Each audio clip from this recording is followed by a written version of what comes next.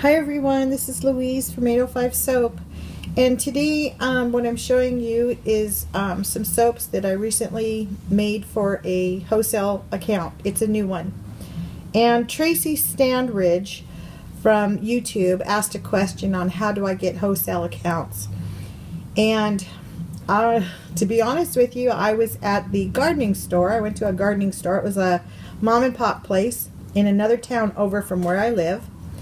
And I went over there to buy some pots because I'm learning how I'm planting vegetables in pots, container growing, okay? And it's very new to me, and she was very nice on the phone and very helpful. And I went down there and I talked with her, and she told me everything that I needed from fertilizer to pots and everything. So while I was in there, they have this little store. And in the store, I noticed that they sell quite a few little tchotchkes and everything for gardening. And I thought, well, maybe they want some gardening soap. So I asked her, I said, would you be interested in buying some gardening soap? And she said, well, yeah, sure, bring it by. I said, great. I said, I'll be by next week with some soap samples. So before you is what you see is what I brought down to her. And I showed her what I have. And I have some soaps over here that are made with poppy seeds, which is a light exfoliation. All the other ones here have walnuts, husk, ground walnut in them. And they're scented in a lemongrass, litsea, some tea tree. There's a mixture of essential oils. Basically, they want essential oils, not fragrance oils, which is fine. And that's what I scented them in. So when I brought them down, I boxed all these up. I had them packaged. I had them retail packaged. I had the labels on them. They were all packaged up. And I let her smell them. I let her see them. I let her touch them.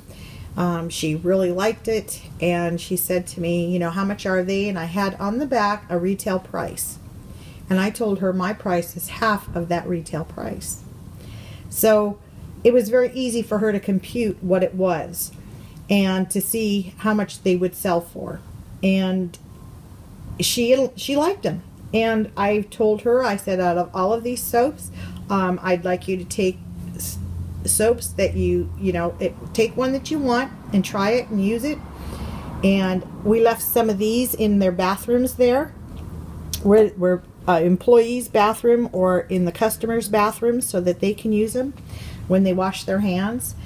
And I told her to also take some of the thank yous. These are thank you soaps. You can't see it really with the walnut in there, but you can see it in person versus on camera.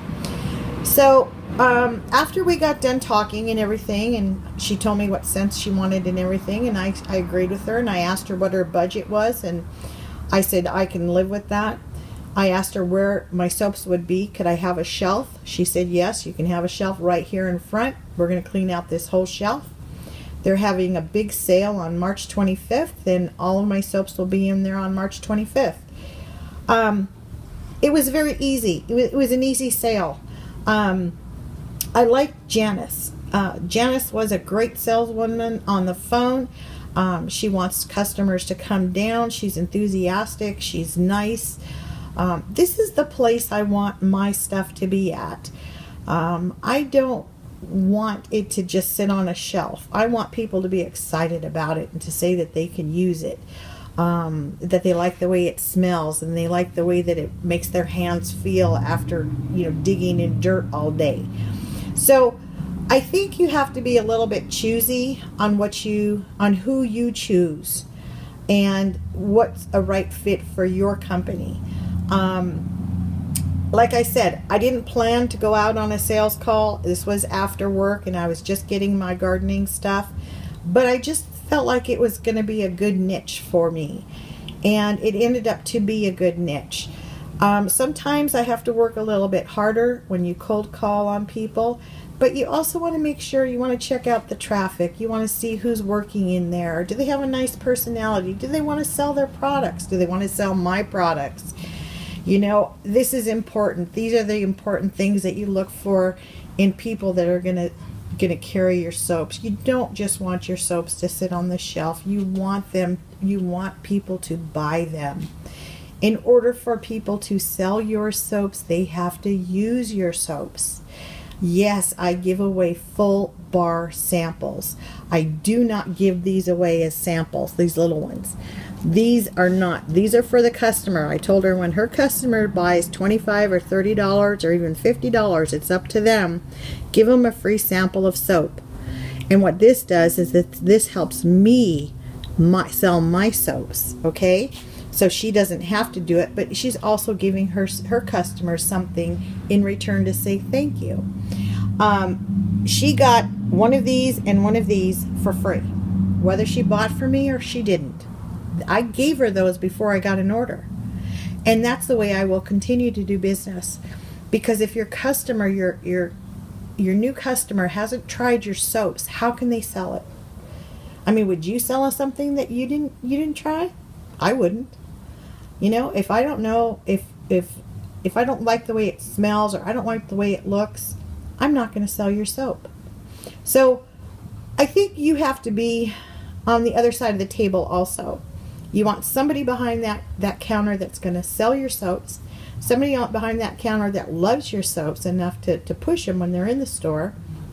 And as a vendor, I will guarantee you that Janice will never be out of soap, because when she wants a soap, I'm going to give it to her. She's never going to have to buy another soap. And that's what I do with my customers. I don't buy them, but I want to take care of them. And that means that if I have to give away a soap bar or 2 soap bars a month for her to push anywhere between 100 or 200 bars a month, I'm going to do it. I'm going to give the woman a basket of soaps during the holidays. These are the things that I do in business. You don't have to do them, but this is what works for me. So how do I go out and sell? Sometimes it's just because I feel like it would be a good fit for my company and a good fit for me. Sometimes I cold call and I don't get sales, but that's okay because I'm closer to the next one. So it just depends. Have your eye, look at where you're at, where you go on a daily basis, and think, would you like your soaps there? And talk to the people there. You know, I didn't bring any soaps because I hadn't planned to sell her any. And I'm not the type of person to carry them with me, but you know, it was okay. I made an appointment the next week and I went down and I saw her again. So this was a good marriage for us. I mean, this worked out really well, and I'm anxious to put my soaps in her shop, and I'm so excited. But you can do the same thing. It's not easy. You just have to talk to the people and see if that's a good fit for you. So if you have any more questions, or if you want to know about anything that I've done, I'll be more than happy to share. I'm a very transparent person. I don't mind telling you how I do it, where I do it, and why I do it. I just, you know, making videos, I just don't know what you want to see. If you are new to me on YouTube, I have a forum on Facebook. It's called Shout Out to Melt and Pour. You're more than welcome to join it. I'm going to leave some links down below in the description area that you can join our forums. This is a forum for melt and pour soap making. A lot of great women. There's a lot of great admins in there. Very knowledgeable people. Talent. Oh my gosh. Tons and tons of talent that you can't imagine. The pictures and our files are filled with everything. I've put most of my suppliers, colorants, fragrance oils, everything that you need for soaping is basically in our forum.